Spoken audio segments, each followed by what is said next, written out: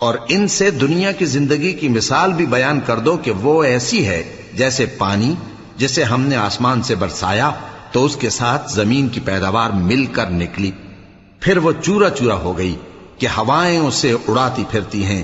اور اللہ تو ہر چیز پر قدرت رکھتا ہے۔ مال اور بیٹے تو دنیا کی زندگی کی رونق و زینت ہیں، اور نیکیاں جو باقی رہنے والی ہیں وہ ثواب کے لحاظ سے تمہارے پروردگار کے ہاں بہت اچھی اور امید کے لحاظ سے بہت بہتر ہیں۔ اور جس دن ہم پہاڑوں کو چلائیں گے اور تم زمین کو صاف میدان دیکھو گے اور ان لوگوں کو ہم جمع کر لیں گے تو ان میں سے کسی کو بھی نہیں چھوڑیں گے،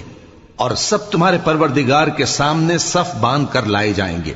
تو ہم ان سے کہیں گے کہ جس طرح ہم نے تم کو پہلی بار پیدا کیا تھا اسی طرح آج تم ہمارے سامنے آئے، لیکن تم نے تو یہ خیال کر رکھا تھا کہ ہم نے تمہارے لیے قیامت کا کوئی وقت مقرر ہی نہیں کیا۔